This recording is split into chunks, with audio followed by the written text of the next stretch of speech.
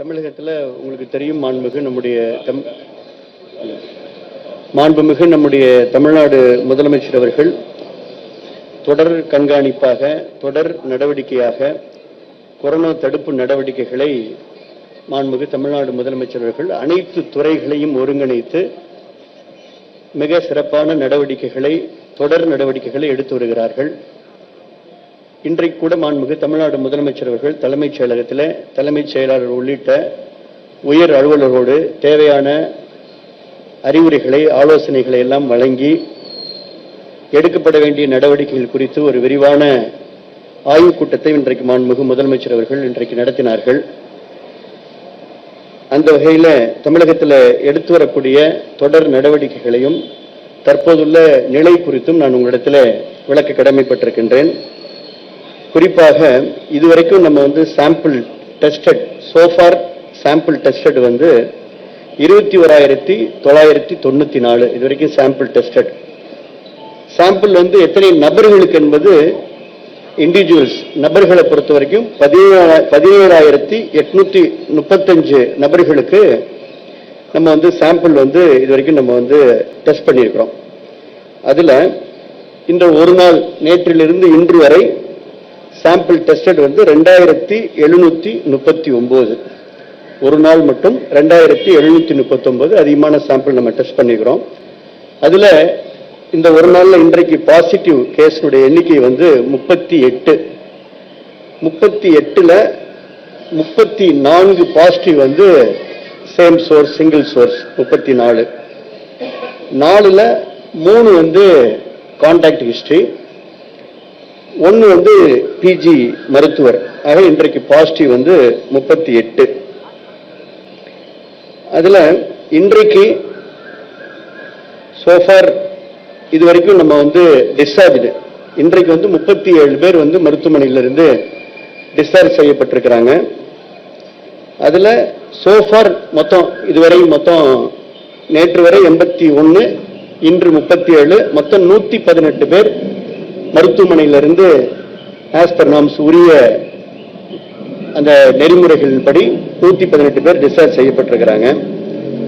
லேபினுடைய எண்ணிக்கையை தொடர்ந்து உங்களுக்கு தெரியும், மாண்புமிகு முதலமைச்சர் அவர்கள் அந்த டெஸ்டிங் லேபினுடைய ஃபெசிலிட்டியை ஒவ்வொரு மாவட்டத்திலையும் நம்ம இன்க்ரீஸ் செய்யணும் அப்படின்னு அறிவுறுத்திருக்கிறாங்க.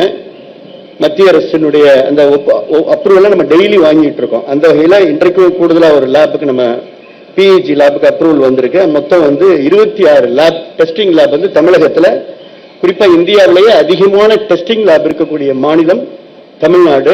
பாத்தீங்கன்னா ஒரு லேப்ல, அதாவது அரசாங்கத்துடைய மருத்துவக் கல்லூரி மருத்துவமனை இருக்கக்கூடிய லேப்ல ஒரு லேப்ல ஒரு நாளைக்கு 3 ஷிஃப்ட் முறையில நம்ம அதிகமான மேன் பவர், மைக்ரோபயாலஜிஸ்ட் தலைமையில் அதிகமான மேன் பவர், அதிகமான நம்ம மற்ற வசதிகளை ஏற்படுத்தி 3 ஷிஃப்ட் முறையில நம்ம செஞ்சு ஒரு நாளைக்கு 270 அளவுக்கு கெப்பாசிட்டி இருக்கு ஒரு லேப்ல. தனியாருடைய லேப்ல அவங்களுடைய கெப்பாசிட்டி 100. அப்படி பார்த்தோன்னா இன்னைக்கு மொத்தம் இந்த 26 லேப்ல நம்முடைய தமிழகத்தில் ஒரு நாளைக்கு அந்த டெஸ்டிங் கெப்பாசிட்டி 5,320 பேரை நம்ம ஒரு நாளைக்கு டெஸ்ட் பண்ணக்கூடிய ஒரு ஹையஸ்ட் கெப்பாசிட்டியோட நம்ம இருக்கோம். இது ஆர்டிபிசிஆர் கன்ஃபர்மேட்டரி டெஸ்ட்டை ஒரு நாளைக்கு 5,320 பேருக்கு டெஸ்ட் பண்ணக்கூடிய கெப்பாசிட்டியில் இருக்கும். அதை விட குறைவாக தான் நம்ம டெஸ்ட் எடுத்துட்டு இருக்கோம். அதனால டெஸ்டிங் கெப்பாசிட்டியை பொறுத்த வரைக்கும் தமிழ்நாடு தேவையான அனைத்து வசதிகளையும் தொடர் நடவடிக்கையாக மாண்புமிகு முதலமைச்சர் எடுத்து வருகிறார் என்பதை நான் உங்களுக்கு இந்த நேரத்தில் குறிப்பிட விரும்புகின்றேன். டெத்தை பொறுத்த வரைக்கும் இன்றைக்கு 2 டெத்து. அதுல ஒன்று நம்முடைய அரசு ஸ்டான்லி மருத்துவமனையில் 47 வயது மதிக்கத்தக்க இந்த சாரி கேஸ்ன்னு சொல்லுவோம். பொதுவாக நம்ம தொடர்ந்து அந்த severe acute respiratory infection sorry கேஸை நம்ம தொடர்ந்து டெஸ்ட் பண்ணிட்டு இருக்கிறோம்.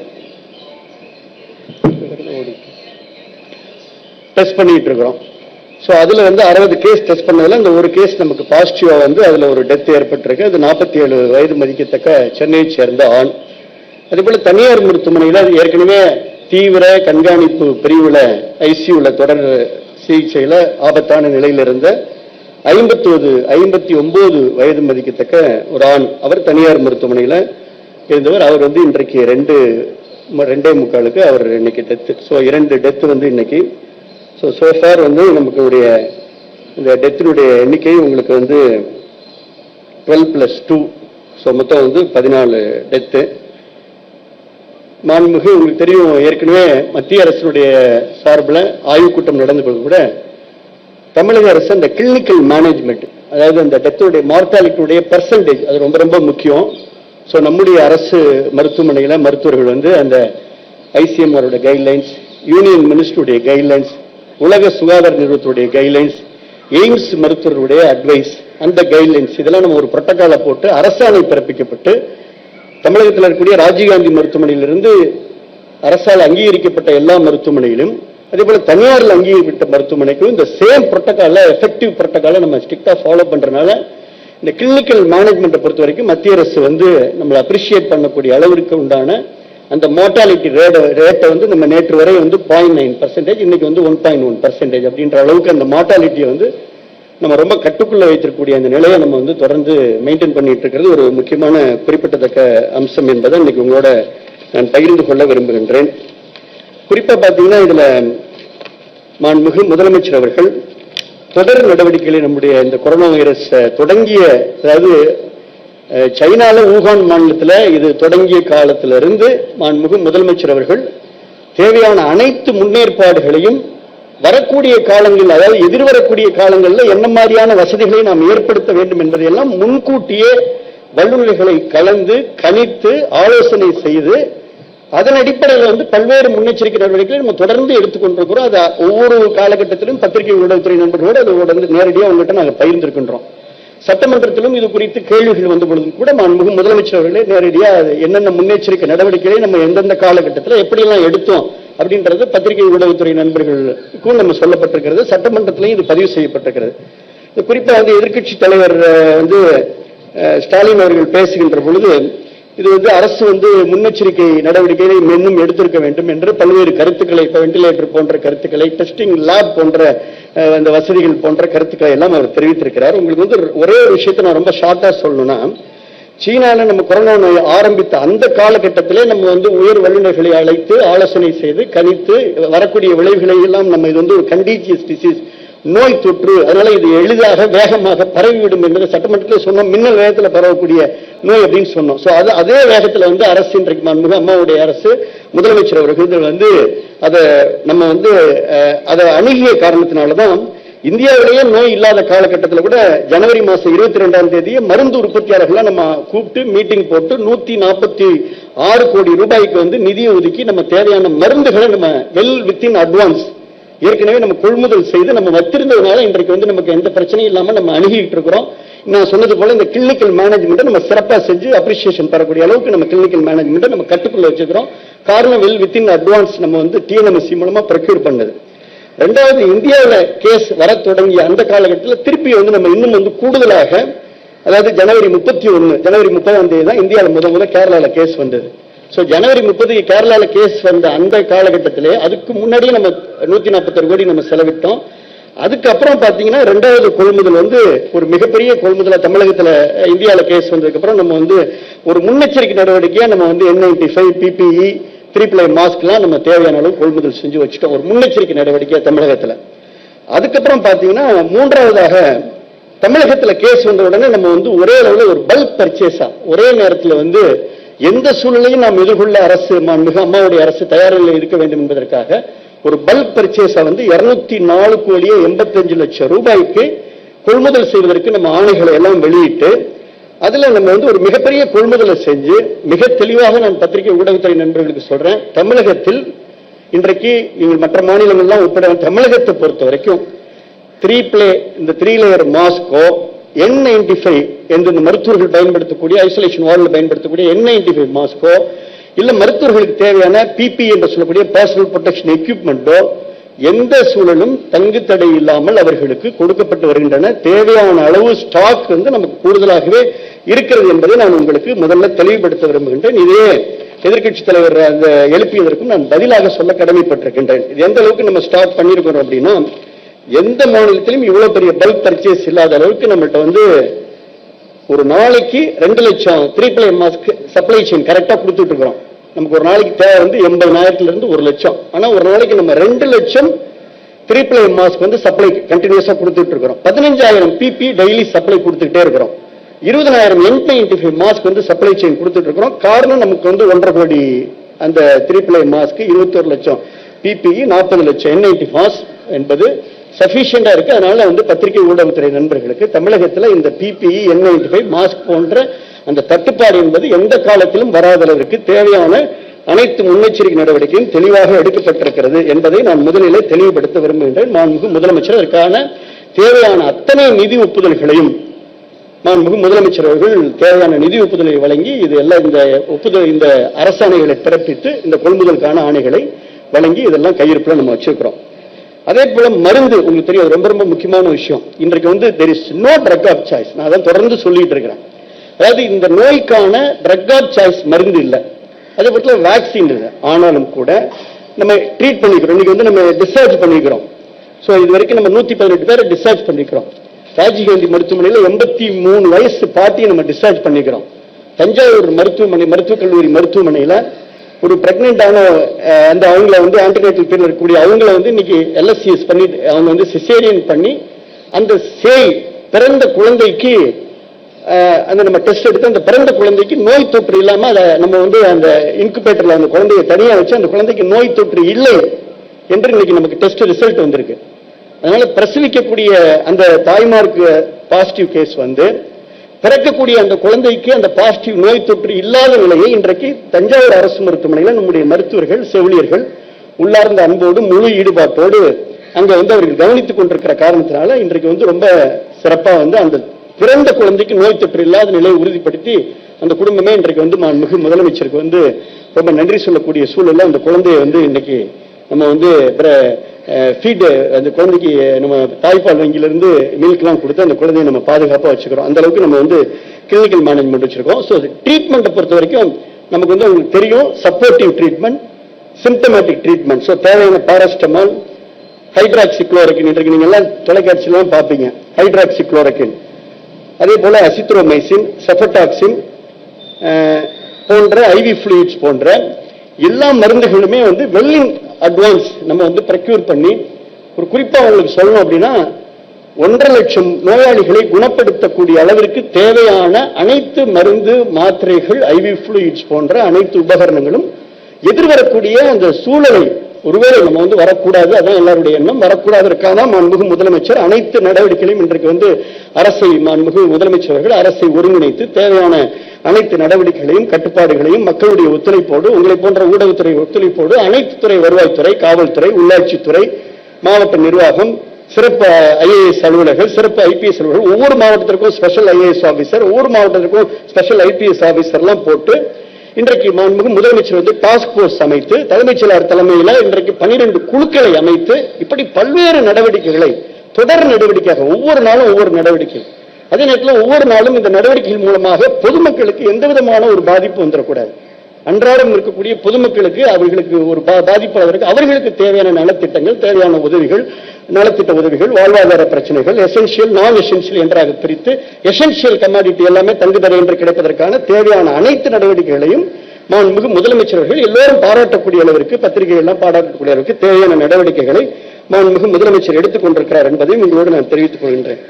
அதே போல பொதுவாக வந்து உங்களுக்கு அந்த டெஸ்ட் கிட்டு அதுல இப்ப இந்த நம்ம தெரியும், உங்களுக்கு தெளிவா சொல்ல கடமைப்பட்டிருக்கிறேன். இந்த RT-PCR டெஸ்ட் இப்ப லேப் நம்ம வந்து 26 லேப் வச்சுக்கிறோம். கெப்பாசிட்டி சொல்லிட்டேன், ஒரு கவர்மெண்ட் லேப்ல 270 பேரை ஒரு நாளைக்கு நம்ம டெஸ்ட் பண்ணலாம். 5320 பேரை நம்ம டெஸ்ட் பண்ணக்கூடிய கெப்பாசிட்டி, ஹையஸ்ட் கெப்பாசிட்டி, இந்தியாவிலேயே அதிகமான டெஸ்டிங் லேப் உள்ள மாநிலம் தமிழ்நாடு. அதுல இந்த ICMR கிட் வந்து நம்ம ஏற்கனவே 1,35,000 கிட் நம்ம ஆர்டர் போட்டு 1 லட்சம் நம்மகிட்ட வந்து ஸ்டாக்ல இருக்கு. 1,30,000 RT-PCR கிட் இருக்கு. ஏற்கனவே 20,000 மத்திய அரசிடமிருந்து ICMR இருந்து நமக்கு வரப்பட்டது. அது போக இன்றைக்கு மாண்புமிகு முதலமைச்சருடைய வேண்டுகோளுக்கு நாங்க 40,000 கிட்டு டாடா நிறுவனத்திடமிருந்து பெறப்பட்டு மாண்புமிகு முதலமைச்சர் தன்னுடைய நன்றிகளையும் பாராட்டுகளையும் டாடா நிறுவனத்திற்கு தெரிவித்திருக்கிறாங்க. அது ஆக இந்த RT-PCR கிட்ட பொறுத்த வரைக்கும் நமக்கு வந்து இவ்வளவு தூரம் நமக்கு வந்து சஃபிஷியன்ட் ஸ்டாக் இருக்கு. அதனால தேவையான நடவடிக்கை எடுத்துட்டு இருக்கிறோம். அதே போல இன்னொரு கருத்து உங்களுக்கு சொல்ல கடமைப்பட்டிருக்கின்றேன். மாண்புமிகு முதலமைச்சர் அவர்கள் பேரலா ஒருபுறம் நம்ம வந்து கொள்முதலுக்கான நிதியை ஒதுக்கி ஆணைகளை பிறப்பித்து, அதே போல அதுக்குண்டான பல்க் பர்ச்சேஸ் பண்ணி வெல் இன் அட்வான்ஸ் ஸ்டாக் வச்சு ஸ்டாக் வைப்பதோடு மட்டுமல்லாமல் எஃபெக்டிவ் சப்ளை செயின் ரொம்ப ரொம்ப முக்கியம். ஒரு புறம் ஸ்டாக், ஒரு புறம் வந்து இந்த ஊரடங்கு காலகட்டத்தில் மருத்துவத்துறை மட்டுமல்ல, காவல்துறை, எல்லா துறையும் முழுமையாக இயங்கி அந்தந்த தேவையான ஒவ்வொரு மருத்துவமனைக்கும் வந்து தேவையான அந்த சப்ளை செயினை எஃபெக்டிவா உறுதிப்படுத்தி டெய்லி தான் கண்ட்ரோல் ரூம்ல 150 பேர் இரவு பகலா பணியாற்றுகிறாங்க. 150 பேர் இரவு பகலா இங்கே பணியாற்றி சிஸ்டத்தில் அப்படியே மானிட்டர் பண்ணி எந்த இடத்துல வந்து சாம்பிள் போயிட்டு இருக்கு, எந்த இடத்துல தங்குதடை, எங்க என்ன ப்ராப்ளம், எங்க வந்து எக்யூப்மெண்ட்ல ப்ராப்ளம், ரிஏஜென்ட்ல ப்ராப்ளம், வைரல் மீடியால ப்ராப்ளம் அப்படின்ற ஒவ்வொரு விஷயத்தையும் நேரடியாக கண்காணி முதலமைச்சரே நேரடியாக அந்த கண்ட்ரோல் ரூமுக்கு வந்து எல்லாரையும் இங்கே ஊக்கப்படுத்தி உற்சாகப்படுத்தி இரவு பகல 3 ஷிஃப்ட்ல இங்கே நம்ம பணியாற்றிட்டு இருக்கிறோம். அதுக்கப்புறம் உங்களுக்கு தெரியும், இண்டஸ்ட்ரீஸ் துறையின் மூலமாக முதலமைச்சர் வந்து ஒரு அரசாணையை வெளியிட்டாங்க. ஸோ மருத்துவ உபகரணங்களை வந்து நம்ம தமிழ்நாட்டில் உடனடியாக தயாரிக்கலாம். அதுக்கு வந்து நீங்க உடனடியாக வந்து 30% 30% இந்த மூலதன மானியத்தை முதலமைச்சர் அறிவிச்சிருக்காங்க. உடனே நீங்க ப்ரொடக்ஷன் ஆரம்பிங்க, அனுமதி வந்து பின்னாடி உடனே அரசு வந்து உங்களுக்கு வந்து நீங்க ப்ரொடக்ஷன் ஆரம்பிங்க, அனுமதி உங்களுக்கு அரசு கொடுத்துரும் அப்படின்ற அந்த அறிவிப்பு. 100% ஸ்டாம்ப் டியூட்டி வெய்வர் அந்த அறிவிப்பு. அதே போல 6% வந்து நம்ம அந்த ஒர்க்கிங் கேபிட்டல்ல வட்டி மானியம் இவையெல்லாம் அறிவித்த காரணத்தில் இன்றைக்கு வந்து 300க்கும் மேற்பட்ட தமிழகத்தை சார்ந்த மருத்துவ உபகரணங்களை தயாரிக்கக்கூடிய நிறுவனங்கள் முன்வந்து அதை வந்து இண்டஸ்ட்ரீஸ் டிபார்ட்மெண்ட்ல தொழில்துறையின் கீழே இருக்கக்கூடிய அரசு செயலாளர் தலைமையில தொழில்துறை சார்பில் அவங்க வந்து அந்த கம்பெனிகள் எல்லாம் ஊக்குவித்து அவர்கள் மூலமாகவும் தேவையான அனைத்து உபகரணங்களும் இன்றைக்கு தமிழகத்தில் தயாரிக்கக்கூடிய நிலையிலும் இன்றைக்கு மாண்புமிகு முதலமைச்சர் உறுதிப்படுத்திருக்கிறார். ரொம்ப முக்கியமான விஷயம். வென்டிலேட்டர் பொறுத்த வரைக்கும் அதுலேயே சில கருத்துக்கள் வருது. நம்ம வந்து இந்தியாவிலேயே அதிகமான வென்டிலேட்டர் வைத்திருக்கக்கூடிய மாநிலம், ஏற்கனவே இந்தியாவிலேயே பொது சுகாதாரத்துறை வலுவாக இருக்கக்கூடிய மாநிலம் தமிழ்நாடு. அதனாலதான் இந்த பொது சுகாதாரத்துறை வலுவான ஒரு கட்டமைப்பை கொண்டு இயங்குறதுனாலதான் இன்றைக்கு முதலமைச்சருடைய அந்த உத்தரவை வந்து அந்த பொது சுகாதாரத்துறை கண்டெய்ன்மெண்ட் பிளான் எஃபெக்டிவா பண்றோம். கண்டெய்ன்மெண்ட் ஜோன் வந்து நம்ம ஐடென்டிஃபை பண்றோம். உடனே வந்து அங்க இருக்கக்கூடிய ஒவ்வொருத்தருடைய கதவை தட்டி அரசு ஆணையத்துடைய சார்பில் கடைநிலை சுகாதாரத்துறை ஊழியர், வருவாய்த்துறை ஊழியர், காவல்துறையினுடைய அலுவலர்கள் வந்து ஒவ்வொரு டோர கதவை தட்டி உங்களுக்கு இருமல் இருக்கா, காய்ச்சல் இருக்கா, ஐஎல்ஐன்னு சொல்லுவோம், இன்ஃபுளுன்ஸ் லைக் இல்னஸ், ஒரு சாதாரண சளி காய்ச்சல், ஒரு சாதாரண இருமல் இருந்தா கூட உடனே அவங்களுக்கு வந்து டெஸ்ட் எடுக்கக்கூடிய அந்த நிலையை உறுதிப்படுத்திருக்கிறோம். ரொம்ப ரொம்ப முக்கியமான விஷயம். அதே போல நான் சொன்னது போல சாரி கேஸ் அதையும் நம்ம உறுதிப்படுத்திருக்கோம். ரெண்டையும் நம்ம உறுதிப்படுத்தின காரணத்தினால்தான் இது வரைக்கும் வந்து சாரி கேஸ் நமக்கு நெகட்டிவா வந்துட்டு இருக்கு, ஐஎல்ஐ கேஸ் நெகட்டிவ் வந்திருக்கனால சமூகத்தில் தொற்று இல்லை. சரி, தெர் இஸ் நோ, அதாவது கம்யூனிட்டி ஸ்ப்ரெட் இல்லை. அது வந்து அந்த ஒரு சேஃபான சூழலை இன்றைக்கு வந்து நம்ம வந்து அந்த நிலையை வந்து உறுதிப்படுத்தியிருக்கக்கூடிய இடத்துல இருக்கிறோம் என்பதை மட்டும் இந்த நேரத்தில் உங்களுக்கு நான் அன்போட தெரிவித்துக் கொள்ள கடமைப்பட்டிருக்கின்றேன். கொஸ்டின்ஸ்? மத்திய அரசு அறிவிப்பு வெளியிட்டிருக்கிறாங்க. சில பல்வேறு துறைகள் வந்து விதிவிலக்கு கொடுத்திருக்கிறாங்க, இயங்கலாம் சொல்லியிருக்காங்க. சில தொழில்களுக்கும் விலக்கு அளிக்கப்பட்டிருக்கு. இந்த மக்கள் மத்தியில் எழக்கூடிய சந்தேகம் என்னன்னா, இவ்வளவு நாளா ஊரடங்கு கடைபிடித்த நிலையில திடீரென்று விதிவிலக்கு அளித்திருப்பதனால திரும்பவும் தொற்று அதிகமாயிடுமோ அப்படிங்கிற ஒரு சந்தேகம் மக்கள் மத்தியில் இருக்கு. இது தமிழகத்தில் எந்த விதமான ஒரு நிலையை, ஒரு தாக்கத்தை ஏற்படுத்தும்? இரண்டாவது, இந்த கண்டெய்ன்மெண்ட் ஏரியாலாம் வந்து விதிவிலக்கு கிடையாது, அங்கே ஸ்ட்ரிக்டா ஃபாலோ பண்ணணும்னு இருக்காங்க. சென்னையில் அதிகமானவர்கள் பாதிக்கப்பட்ட ஒரு ஏரியா, அடுத்தடுத்து பல்வேறு நகரங்கள் இருக்கு. இதை எப்படி ஐடென்டிஃபை பண்ண முடியும்? இது எப்படி பண்ண போறீங்க? இல்லை, நம்ம உங்களுக்கு தெரியும், ஏற்கனவே தமிழகத்தில் இப்போ வந்து உங்களுக்கு எந்தெந்த மாவட்டத்தின் வாரியாக எவ்வளோ கேஸ், நமக்கு எவ்வளோ பாசிட்டிவ் கேஸ் இருக்கு, 3 மாவட்டத்தில் தெர் இஸ் நோ கேசஸ் அப்படின்ற ஒரு நிலை இருக்கு. அதுபோல தமிழகத்தை பொறுத்த வரைக்கும் முதலமைச்சர் அவர்கள் ஊரடங்க எக்ஸ்டெண்ட் பண்ணிக்கிறாங்க. மத்திய அரசுல இன்றைக்கு வந்து அது மத்திய அரசு சார்பில் அறிக்கை வெளியிடப்பட்டிருக்கிறது. அந்த மத்திய அரசுடைய அந்த வெளியிடப்பட்டுள்ள அந்த அறிக்கையின்படி அதை தமிழகத்தில் எப்படி செயல்படுத்துவது என்பதை மாண்புமிகு முதலமைச்சர் அவர்கள் உரிய முடிவு எடுத்து நிச்சயமா உங்களுக்கு அறிவிப்பாங்க.